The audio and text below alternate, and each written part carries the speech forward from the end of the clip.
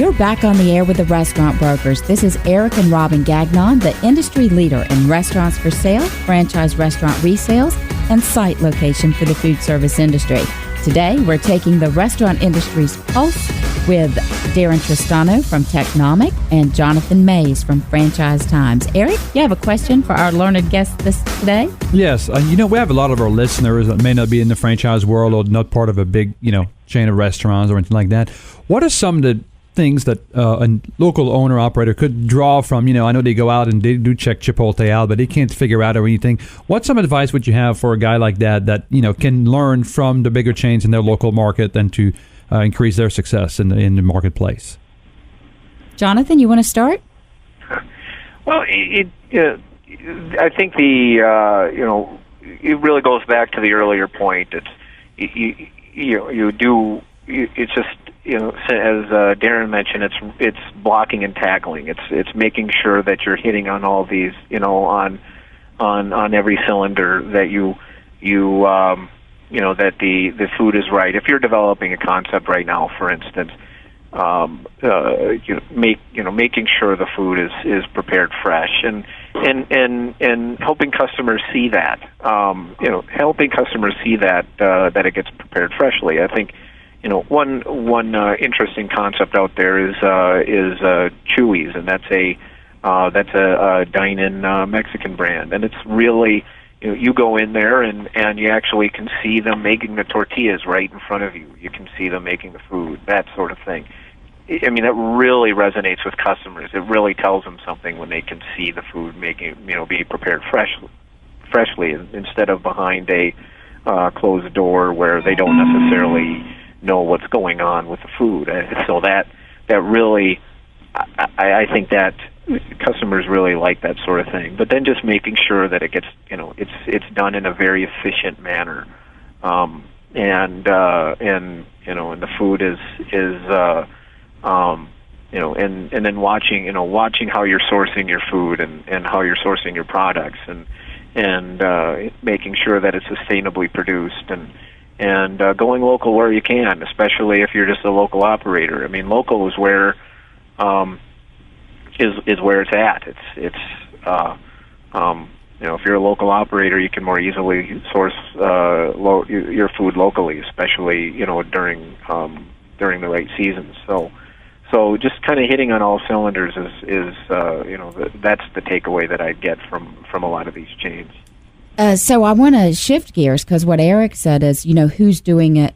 How can the small guy adapt and get in the game? And Darren, you do a lot of advising and consulting with big legacy chains. So in your mind, is there a legacy brand that sort of stands out for you that is staying current with trend and really pushing the envelope and continuing to evolve and be relevant in today's restaurant environment? Sure. I think a great brand to take a look at and to keep an eye on would be Tony Roma's. This is a brand that for years has reduced the number of restaurants, has become less relevant with ribs, and has decided to not necessarily rebrand, but to create a completely new concept called Tony Roma's Fire Grill, which is down in Florida, in Orlando. So what they did is they took an existing unit and they scraped it and said, how can we make this restaurant more contemporary, more relevant, and more on trend? The first thing they did was create a nice, bright interior that was appealing to affluent and upper-income consumers, but was very contemporary in the nature. Then they took a look at the way they had structured the restaurant. They created a new bar that took advantage of fresh juices and what they often called better ice, which sometimes makes a difference to the consumer. They added a chef's table where groups of 8 to 10 could sit and be close to the kitchen, feel the energy, see the action, and hear the noise going on there. And the last thing they did was they looked at their menu and said, wow, we've got 100 items on our menu. We really don't need that many. So what they did is they looked at it and they scaled it down to about 40 items that they felt mattered. They focused on not only the quality, but the presentation of those items. So they contemporized the unit, they reduced the menu down to things that were really going to be craveable and signature, and they created an environment that today's consumer is looking for. Oftentimes, these are things that chains learn from independents versus independents learning from chains. So if I were going to advise someone locally, I would say figure out what lessons you can learn from the leaders in your marketplace. You are more nimble, you can change faster, and you can change your menu in a day, whereas a lot of larger brands take years to add items to the menu. So being nimble is important in today's economy. That's very good advice. Jonathan, on the flip side of this, a lot of people in the franchise world want to get into franchise, and I read your publications every month, and a lot of other publications, and a lot of focus on CEOs of franchisors, hey, we need to make sure unit economic works. It works for the franchisee and everything. But, as restaurant brokers, we talk to a lot of franchisees, and it's really hard right now to make good numbers. Are we really going to see a trend shifting where the franchisors is really going to focus on bottom line profit for their franchisees? Or this is more about talking right now that's going to make, everybody happy? What do you see in the future?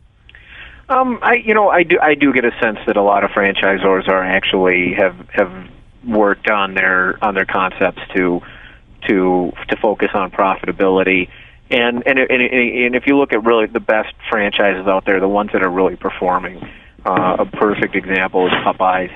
They have done a very good job in the last few years of working on their concept's profitability. Making sure that it can remodel with that its remodel works but doesn't cost too much, for instance. Making sure that when it offers a new product, it's not too hard for the franchisees.